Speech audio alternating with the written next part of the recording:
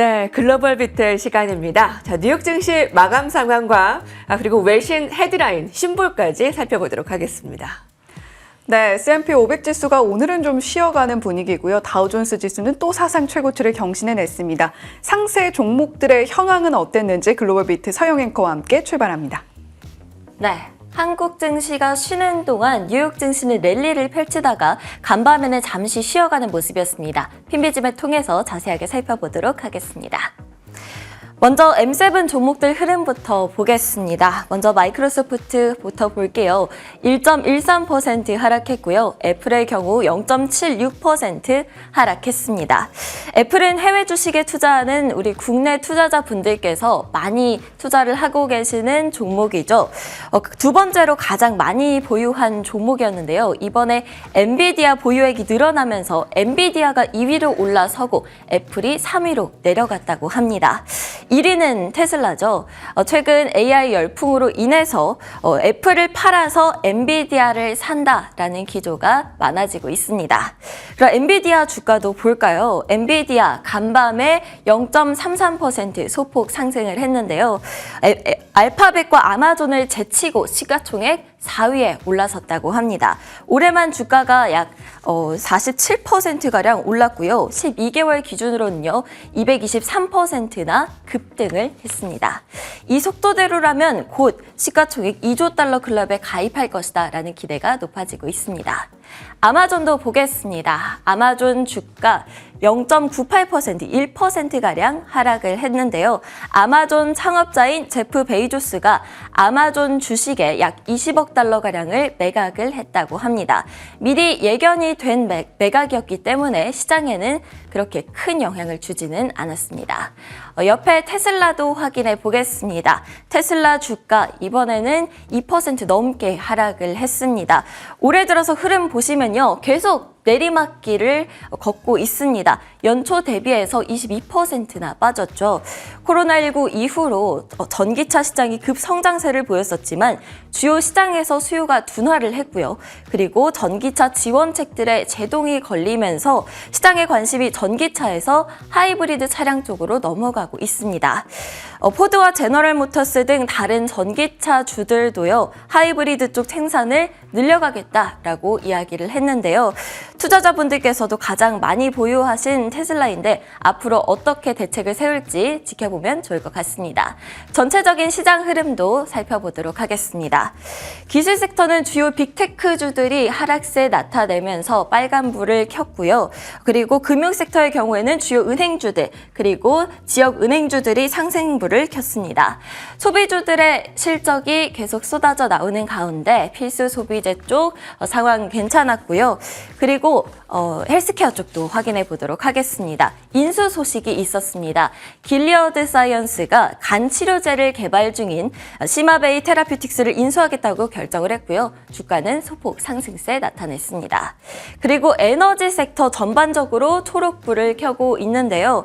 그중에서도 다이아몬드백 에너지가 엔데버 에너지를 인수하기로 했다는 소식을 전했고 또 배당을 상향하자 급등 마감을 했습니다. 또 맵에는 나와 있지는 않은데요. 비트코인이 계속 급등세를 나타내오고 있죠. 약 2년 만에 5만 달러를 돌파했다고 합니다. 지난달 승인된 현물 ETF를 통해서 자금이 계속 유입이 되고 있고요. 또 반감기를 앞두고 있는 상황이라서 예의주시해봐도 좋을 것 같습니다. ETF 상황도 살펴보도록 하겠습니다. SPY 그리고 QQQ 등 지수들을 추종하는 ETF들 소폭 하락하는 모습 나타냈습니다. TQQQ는 0.85% 하락세 나타냈고요. SQQQ 0.95% 상승 마감했습니다. 섹터별로 살펴보면요. 바이오테크 ETF죠. XBI가 1.78% 상승세 나타냈고요. 지역은행 ETF인 KRE의 경우 3%가량 급등세 보였습니다. 그리고 스몰캡 종목들이 오르면서 러셀 2000 지수를 추종하는 ETF죠.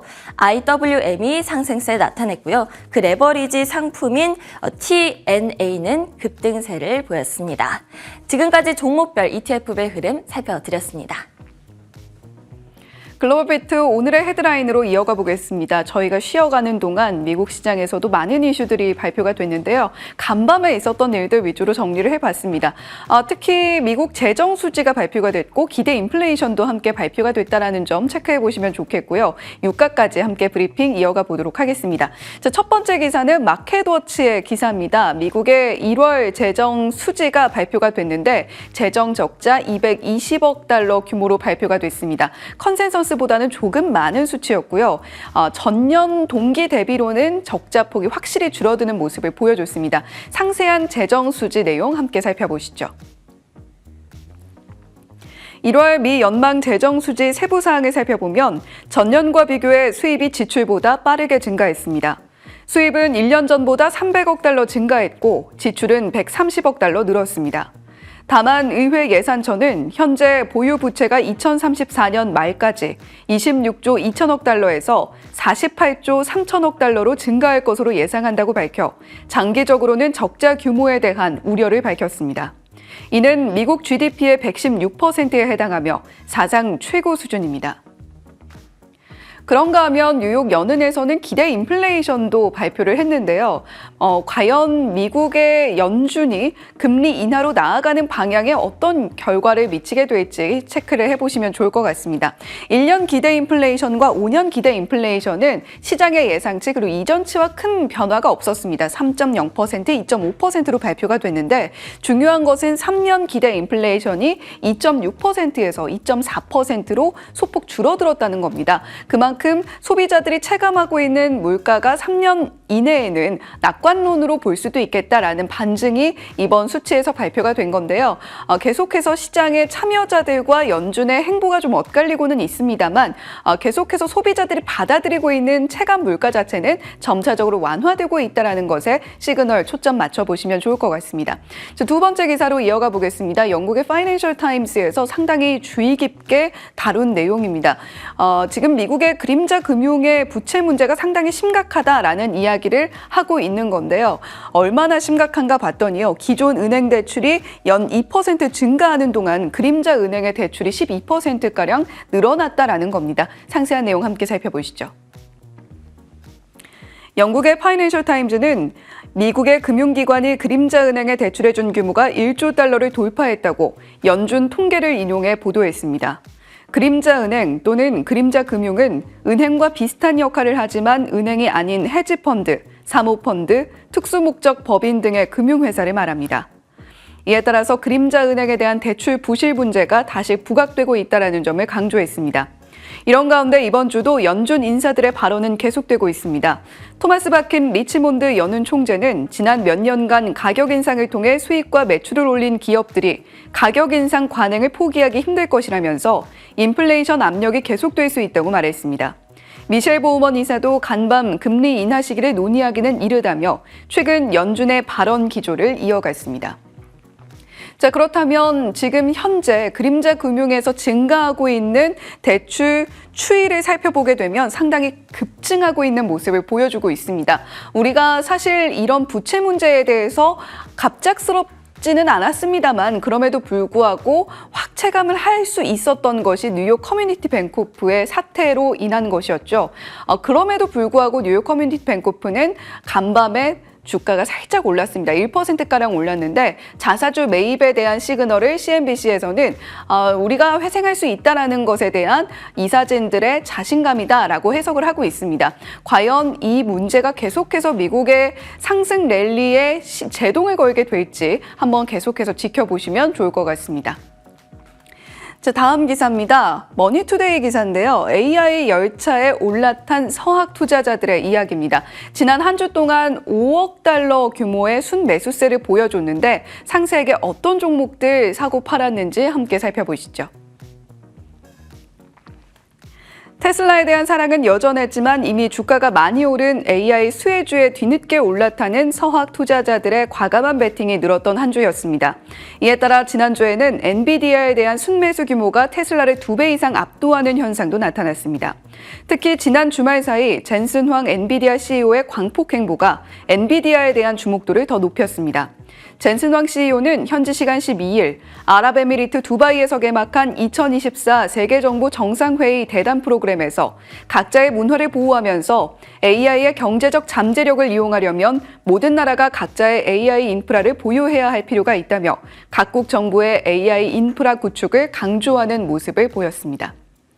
자, 확실히 엔비디아에 대한 순매수세가 강렬했던 한 주였습니다. 엔비디아, 테슬라, 알파벳 클래스 A, 그리고 일라이릴리, 마이크로소프트 같은 종목들이 순매수 상위 종목에 이름을 올렸는데요. 주목할 만한 점은 엔비디아의 상승률을 1.5배 추종하는 ETF 상품이 10위권 내에 들어왔다는 점도 우리가 주목해 볼 만한 점인 것 같습니다. 자, 계속해서 다음 기사로 이어가 보겠습니다. 배런스의 기사인데요. 이번 주에 실적 발표 일정들과 함께 주요한 종목들의 일정도 함께 짚어주고 있는 기사입니다. 자, 특히 이번 주에는 CPI라던가 또 PPI, 각국의 GDP 발표 등 주요한 일정들이 자리하고 있는데요. 배런스에서 짚어준 주요 종목 일정들 그리고 주요 일정들 함께 살펴보시죠. 미국 증시가 상승세를 지속하며 S&P 500 지수는 지난주 사상 처음으로 5,000포인트를 넘어섰습니다. S&P 500 지수와 나스닥 지수, 다우존스 지수 모두 지난주 5주 연속 랠리를 이어가며 지난 15주 가운데 14주간 상승 랠리를 이어가고 있습니다.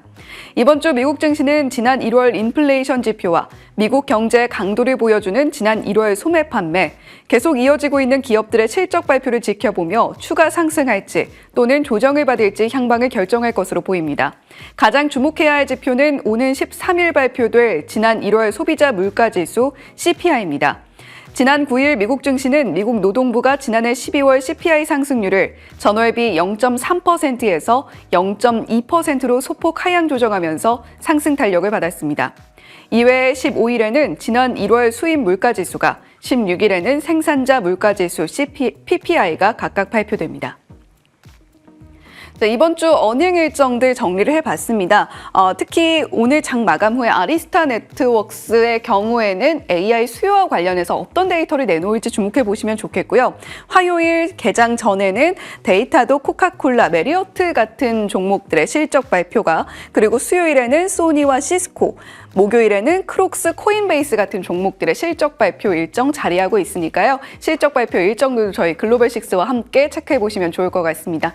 자, 마지막으로 유가 소식입니다. 바이든 대통령 지금 아마 만나고 있겠네요. 6시에 요르단 국왕과 만난다라는 이야기가 들려왔는데 특히 지난주에 요르단에서 미군 3명이 사망했다라는 소식과 함께 유가를 또 한 번 출렁이게 했던 중동 지역의 이슈였습니다.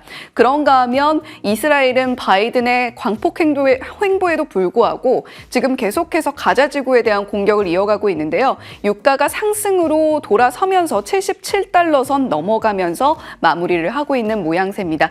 유가까지 함께 체크해드렸고요. 오늘의 헤드라인에 이어서 글로벌 심볼까지 해리 맹커와 함께 이어가 보겠습니다. 네, 오늘의 심볼은 두 가지로 엔비디아와 비트코인을 꼽을 수 있습니다. 완전 확연하게 키워드가 딱 제시가 되는데요. 먼저 엔비디아부터 보겠습니다. 엔비디아가 22년 만에 아마존의 시총을 추월하고 뛰어넘었습니다. 오늘 725달러 선에서 마감이 되었는데 장중에는 747달러 선까지 바짝 다가서기도 했습니다. 자, 엔비디아는 이제 21일에 실적 발표를 앞두고 있는데 그동안은 매 분기마다 아주 뛰어넘는 실적을 내면서 기대감이 높아지고 있습니다. 모건 스탠리에서는 목표 주가를 750달러까지 상향했고요. 골드만삭스에서는 625달러에서 800달러까지, 멜리안스 리서치에서는 920달러 선까지 목표가를 대폭 상향했습니다. 오늘 마감이 725달러 선, 여기서 10%만 오르면 810달러. 그러면 네 번째로 2조 달러에 진입하게 됩니다. 그것은 시간 문제라고 지금 시장 참가자들은 예상을 하고 있습니다.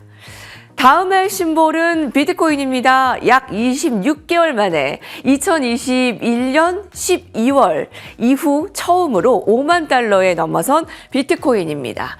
5만 달러의 돌파, 여기서 문제는 이제 10만 달러 얼마나 돌파 빠르게 나타날 수 있을까인데요. 그동안 신규 자금 대입됐던 지금 대기가 되었던 부분들이 현물 ETF를 통해서 유입이 되면서 5만 달러 손쉽게 지금 넘어선 것으로 보이는데 텐데요. 여기서의 유의미한 부분도 체크를 해봐야 되겠습니다. 오늘의 심볼이었습니다.